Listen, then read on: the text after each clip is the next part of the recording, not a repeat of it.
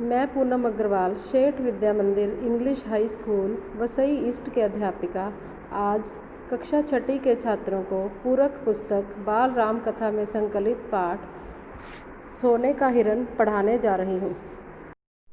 बच्चों, पाठ के दूसरे वीडियो में आपने पढ़ा कि मरीच की आवाज़, जो कि वह राम की आवाज़ में बोल रहा था, तो सीता को लगता है कि राम को मदद की ज़रूरत है। वह लक्ष्मण को उनकी मदद करने के लिए जाने के लिए कहती है, उनको बुरा भला कहती है, उनको गुस्सा करती है। वह उन्हें कहती है कि तुम तो शायद खुद ही कोई षड्यंत्र रच रहे हो, तुम राम की मदद करने के लिए जाना नहीं चाहते। परंतु लक्ष्मण उनसे कहता है कि राम को किसी भी मदद की आवश्यकता नहीं है, ये सब राक्षसों की चाल है और आप मुझ पर विश्वास करें, राम को कुछ नहीं होगा। आइए बच्चों, पाठ का तीसरा वीडियो देखते हैं। सीता का क्रोध और बढ़ गया। क्रोध में आंखों में आंसू बहने लगे। यह भी लग रहा था कि कहीं लक्ष्मण की बात सही ना हो। यह डर था कि राम से बिछोह ना हो। उन्होंने कहा, राम से बिछुड़कर मैं नहीं रह सकती, मैं जान दे दूंगी। हे लक्ष्मण, तुम उन्हें लेकर आओ। तो बच्चों, जब राम के बारे में लक्ष्मण कहते हैं कि उन्हें कुछ नहीं होगा और सीता से निश्चिंत होने के लिए कहते हैं, तो सीता का क्रोध अर्थात उनका गुस्सा और अधिक बढ़ जाता है। वे क्रोध से आंखों में उनके आंसू आने लगते हैं। उन्हें लगता है कि लक्ष्मण उनकी बात शायद सही तो नहीं कह रहा। उन्हें लगता है कि अगर लक्ष्मण अपनी जगह पर सही है तो हो सकता है राम से कहीं उनका बिछड़ना ही ना हो जाए। उन्हें लगता है कि राम उनसे दूर ना हो जाए। उन्होंने कहा, मैं राम से बिछड़कर नहीं जिंदा रह सकती हूँ, मैं अपनी जान दे दूंगी। इसलिए हे लक्ष्मण, तुम कैसे भी करके उनको वापस लेकर आओ। लक्ष्मण राम के लिए राम की आज्ञा का उल्लंघन कर रहे थे।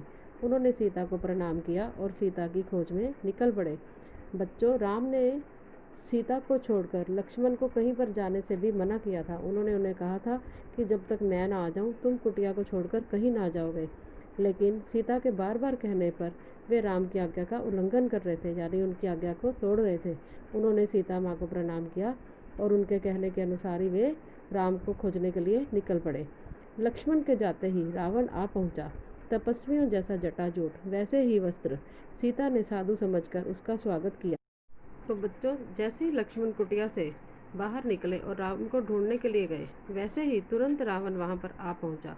उसने तपस्वियों जैसा वेश धारण कर रखा था, वैसे ही जटाजूट, वैसे ही वस्त्र उसने पहन रखे थे। सीता ने उसे साधु समझकर उसका स्वागत किया, उसका सत्कार किया।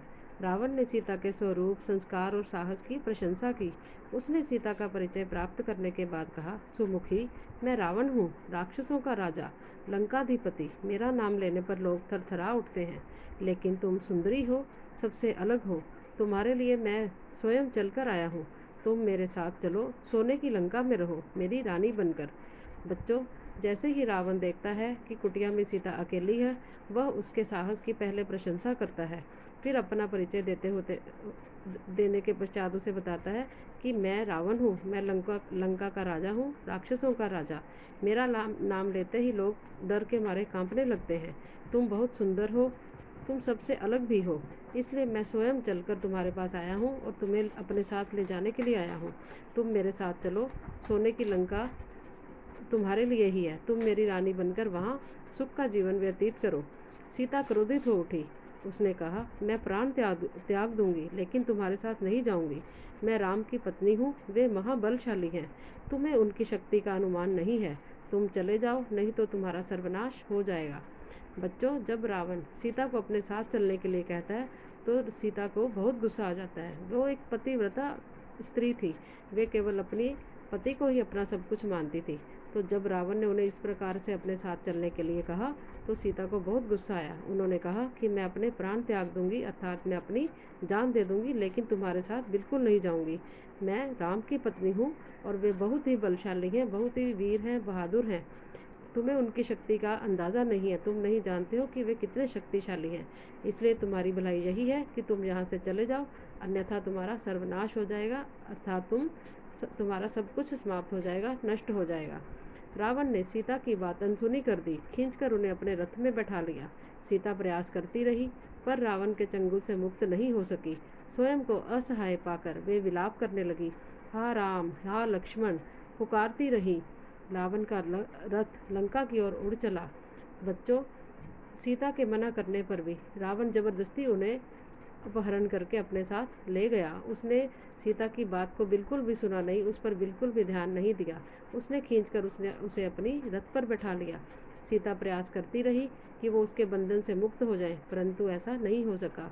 वे उसके चंगुल से खुद को मुक्त नहीं करवा सकी और अपने आप को असहाय अर्थात निर्बल पाकर वे रोने लगी। राम को पुकारने लगी, लक्ष्मण को भी पुकारने लगी। वे पुकारती रही, लेकिन रावण अपना रथ लेकर लंका की तरफ उड़कर चला गया। मार्ग में वे पशुओं, पक्षियों, पर्वतों, नदियों से कहती जा रही थी कि कोई उनके राम को बता दे। रावण ने उनका हरण कर लिया है। गिद्धराज जटायु ने सीता का विलाप सुना। उसने ऊंची उड़ान भरी, रावण के रथ पर हमला कर दिया। वृद्ध गिद्धराज ने रथ क्षत विक्षत कर दिया, रावण को घायल भी कर डाला। क्रोध में रावण ने जटायु के पंख काट डाले। जटायु अब उड़ नहीं सकता था, वह सीधे धरती पर आकर गिर गया। बच्चों, रास्ते में जितने पशु पक्षी जंगल सब कुछ आ रहा था, सीता माता सबको पुकार रही थी, अपनी मदद के लिए सबको बुला रही थी। वो पशुओं को, पक्षियों को, पर्वतों को, नदियों से सबसे कहती जा रही थी कि कोई उनके राम को जाकर ये संदेश दे दे कि किस प्रकार रावण ने उनका हरण कर लिया है। गिद्धराज जटायु ने जब उनकी बात सुनी तो वे उड़कर उस सीता माता की मदद करने के लिए आए। उन्होंने उनका विलाप सुना। उन्होंने बहुत कोशिश की कि वे उसकी मदद कर सकें। उन्होंने बहुत ऊंची उड़ान भी भरी, रावण के रथ को भी बहुत नष्ट करने की कोशिश की, लेकिन रावण फिर भी बहुत अधिक शक्तिशाली था। उसने जटायु के पंख काट डाले, जिससे कि वे उड़ने में अब कमज़ोर हो चुका था, वे उड़ने में असहाय हो चुका था। जटायु उड़ नहीं सकता था क्योंकि उसके पंख काट दिए गए थे और वह बेचारा सीधा धरती पर जाकर घायल अवस्था में गिर गया। रावण का रथ टूट गया था, उड़ान नहीं भर सकता था। उसने तत्काल सीता को अपनी बाहों में दबाया और दक्षिण दिशा की ओर उड़ने लगा।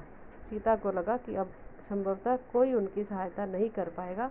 उनका बचाव केवल एक ही था, राम को किसी तरह से समाचार मिल जाए। तो बच्चों, जब रावण का रथ टूट गया, जटायु ने उसे अपनी चोंच मार मार कर उस पर हमला करके रथ को तोड़ तो दिया, लेकिन वह उड़ान भी नहीं भर सकता था। फिर भी रावण बहुत अधिक शक्तिशाली था। उसने सीता को अपनी बाहों में दबाया, उसको पकड़ा और वह दक्षिण दिशा की तरफ यानी लंका की तरफ उड़ने लगा। सीता को ऐसे लगने लगा कि कोई अब उसकी सहायता शायद से नहीं कर सकता है और उनका बचाव केवल एक ही उपाय से हो सकता था कि राम किसी प्रकार से वहाँ पर पहुँचे और उनको रावण के चंगुल से बचा सके। बच्चों, यहाँ पर पाठ का तीसरा वीडियो भी समाप्त होता है।